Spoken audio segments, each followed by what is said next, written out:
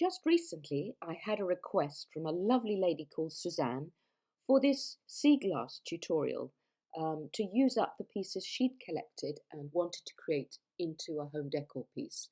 So a little bit of driftwood, some sea glass. You could also use tumble stones for this. Shells you could use. I'm using 1.6mm aluminium wire for some of the bits, some string for the top. You need your usual tools for wire jewellery, and right, well, let's get started.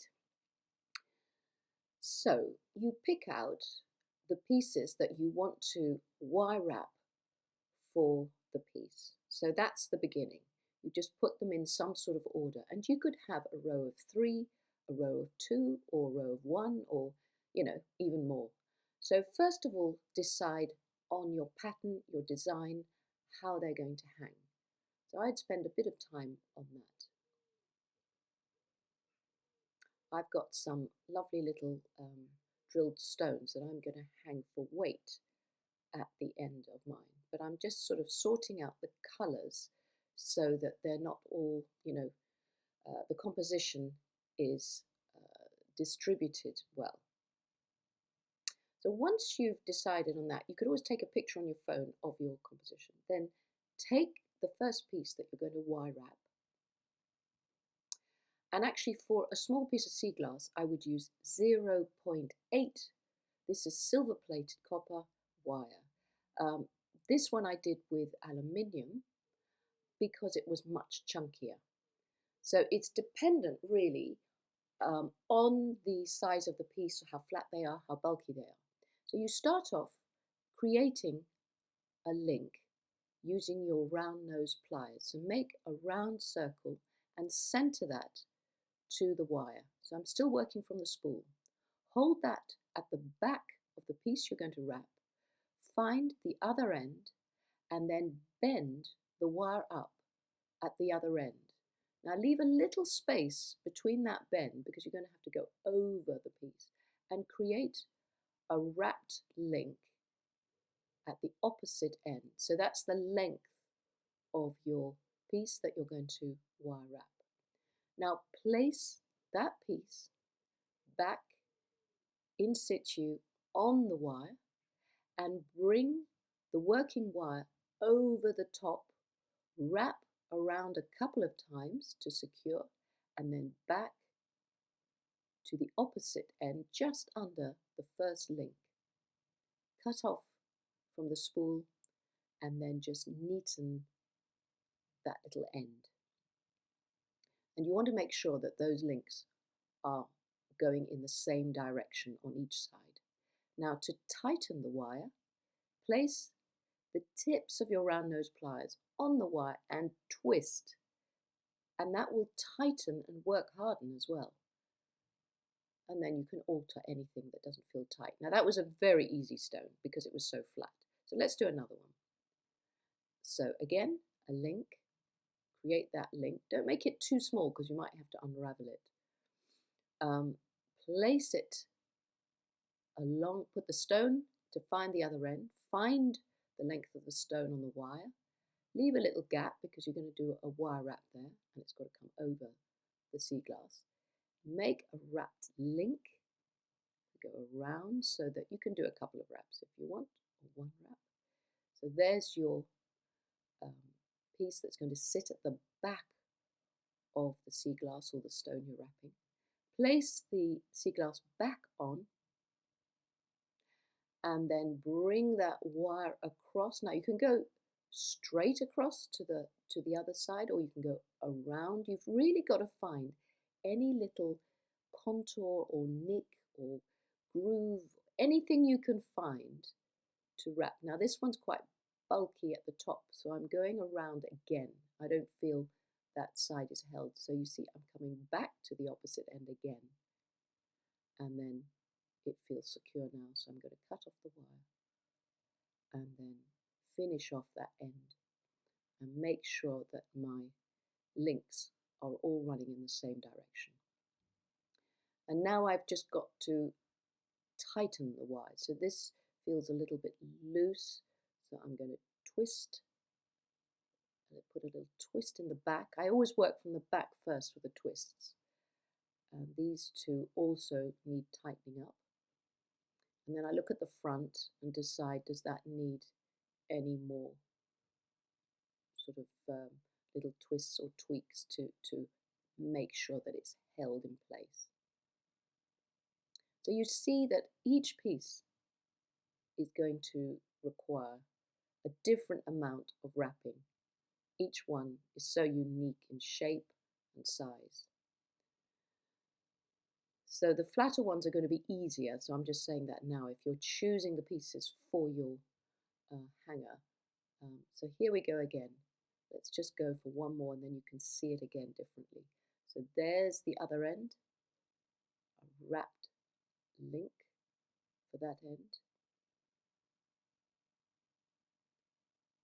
Straighten that out so you can see where the stone is going to sit. It's going to sit in the middle, the back of the stone. And then bring the wire over the stone. There's a little groove there that I can position my, but I'm getting my link lost, so I'm going to wrap around it to hold it there and then bring it back around. So there is no set pattern. You're going to find your own way, but the principle is a bit like wrapping a parcel, but you're creating the links so that you know that you can connect from each side of the stone, and then you just go back and tighten and sort of organize the wires so that you like, until you like the look of the whole piece. So there's a lot of tweaking and moving around. You can use your fingers, use your tools to get them all wire wrapped. So just continue that with all the pieces that you have. Now for your driftwood, I'm going to drill 3 holes because I'm going to have 3 hangers coming down of my pieces. You could do 2, so here you are. Just use a normal drill, drill through, so that's ready to go. Next thing I'm going to do is I'm going to use my 1.6mm soft aluminium wire to make my chain link pieces that will hang in between my sea glass. So I'll show you some different shapes. So I'm starting off with a circle, and this is the snake or wavy wiggle. Then I'm making a loop on the side of that loop, then another one. I'm keeping a little gap to make these, otherwise they'll get wider and wider. So I want these wiggles to go underneath each other. But obviously, this is pretty random. I want you to, just have a play and make your own shapes. So there we have, I've cut it off the spool, and then I've got to make another link because all of my chain link pieces in between have to be connected from top and bottom. So you need a link on each side. As long as you can link from one side to the other, anything goes, any shape goes. So that's my wavy link, which I think is lovely for something with sea glass. So now this one is a spiral. So I'm starting off with a little circle. I'm holding the wire and I'm bringing it around itself. Now you can make this a tight spiral whereby it sits tightly to itself. Because this wire is so thick, you can actually do it with your fingers and keep a little space around it. So make it to a certain size that you want, then place your round nose pliers on the wire and bring it around so that it crosses over and comes around to the other side of the spiral, and then bring it around again to finish off flowing around that contour. Cut it off, leaving enough because you'll need to make another link at the opposite end. I'm just straightening it out a little bit. So with the cut end, I'm now going to roll it back and create a link at the opposite end so it can be linked on both sides. So that's my spiral. That looks also very flowing for something with sea glass. This one, I'm going to start with a little sort of, it's not a big circle, it's almost like a head pin, isn't it? And I'm going to spiral that for a little bit. Keep going and going. There's a tiny bit of a spiral. And now I'm going to create angular bend. So I'm placing the tips of my pliers, leaving a little gap, and then I'm pulling the wire to bend it to create that triangular shape. Placing the tips again at the base or top of that spiral, pulling it again to make another straight line. And I keep doing that. So you see how I have to pull the wire and make these straight, angular, geometric lines to form more of a sort of triangular shape. And with the end, I'm going to roll and roll it until it sits at the center of my unit. Cut off any excess. And that can be linked from the top and linked in the gap at the base. So that's a triangular shape that you could use. And maybe I'll do a more of a random one now. So just to show you how I just can make these up as I go along, and so can you. So I usually start with a little bit of a spiral because that means the end of the wire is, not spiking out anywhere. So this one is going to use up a little bit of a wiggle first, like the snake. I'm going to use a few of these shapes together. Then I'm going to bring that wire around the whole of the outside, like I would do if it was a spiral, but it's an uneven shape. Now I need to form a gap somewhere where I can link it from one end, and then at the other end, I cut it off, leaving enough to make a link. So you can see how random that is. And every time I'd make that shape, it would probably look different. Just go with the flow with your wire. That's what I'd say. And now I'm going to hammer. I like to hammer the outer part, so be careful not to hammer the crossed over areas because that will weaken them. So only go to the extremities of the wire. And hammering can also distort the shape, so you might need to push it back into place. But what the hammering will do, it will work harden each of these units. So you don't have to hammer every bit of it, but the outer part is important. And this will make it stronger, it'll flatten it, it will look bolder. As I say, I'm using 1.6 mil wire, but you could use 1.25, 1.5. You could use thinner wires. It depends on the weight of the pieces that you're going to suspend from the units. I like aluminium because it doesn't tarnish. So it means I can hang this up forever and a day. See, I'm using now the nylon head because it flattens out without marking. If it's a bit warped when I've hammered and it's lifted up, I can just turn the hammer over and just bring it down on the piece to stroke it and flatten it out. So there I've just hammered the extremities of the wave and not the inner bits, and that gives a nice sort of flowing italic sort of look to the unit. And it's nice and tough. It won't misshape. So the next thing I'm going to do is create some jump rings, because we'll need those in between the linking system. So you've probably seen this 100 times before. I'm using my bail makers for this because I wanted them quite chunky, because the whole thing is quite chunky. So just create a coil and then cut the coil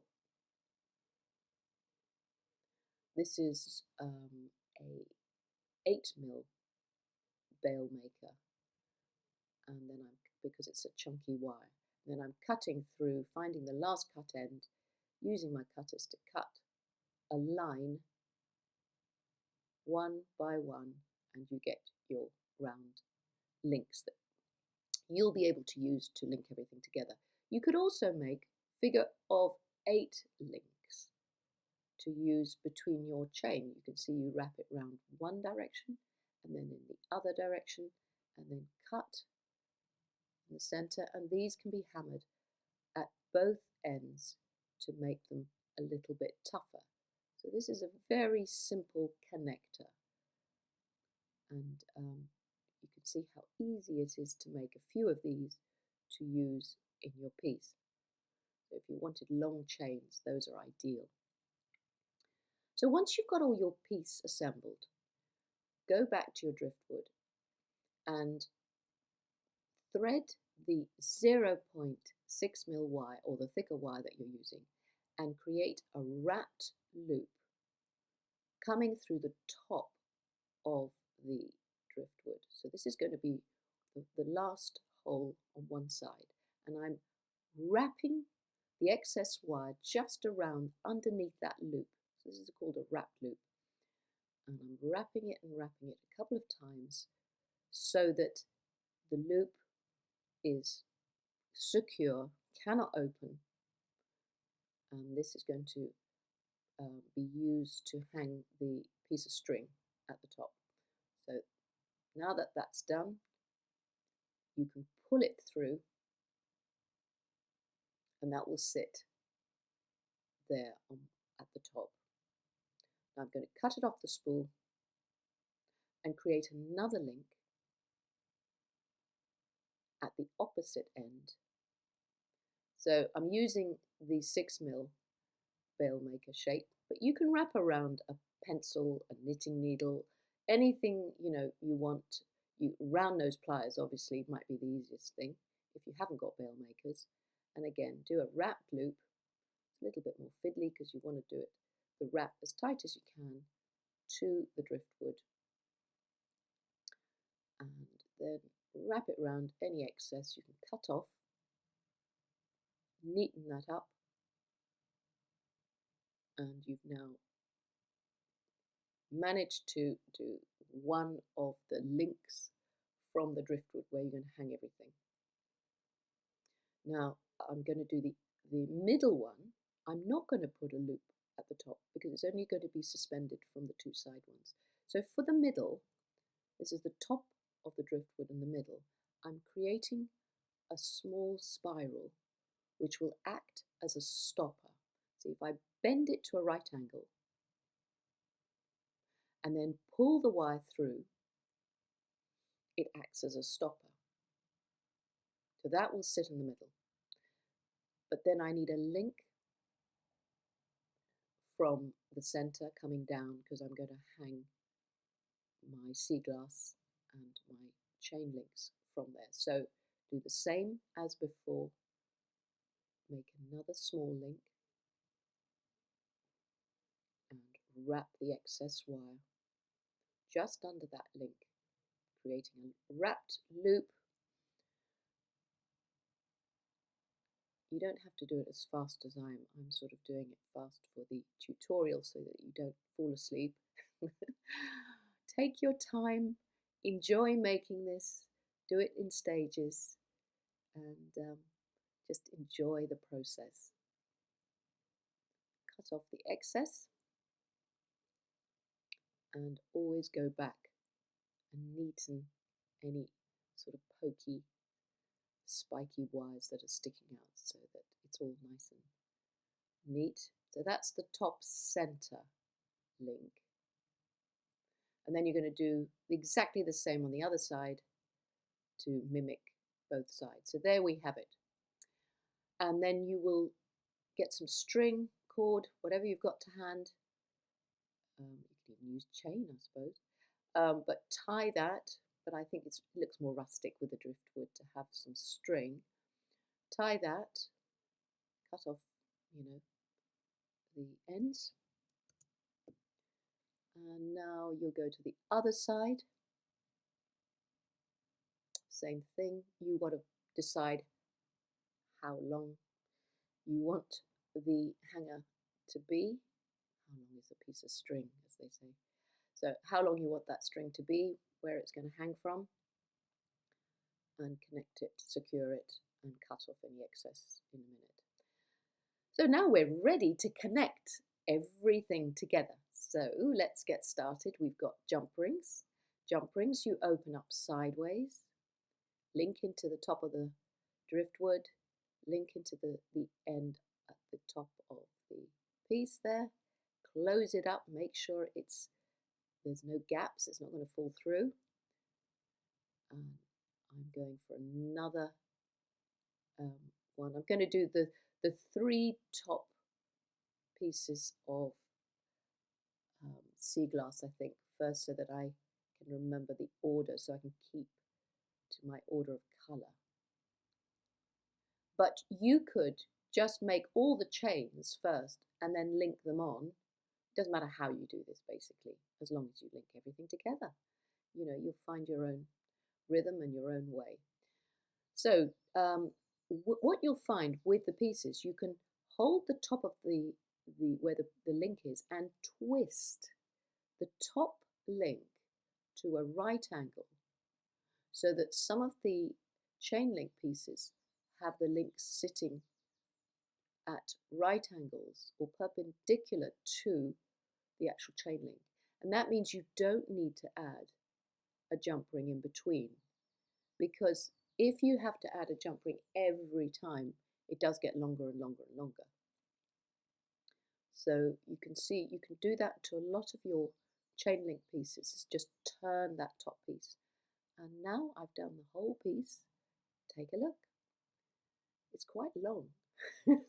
I'm going to have to pull it up so you can see the length. And then I've put the stones at the end. And I have made my center one a bit longer than the 2 sides, because I quite liked the balance like that. But you can do exactly what you like. Each time you do it, it will look very, very different.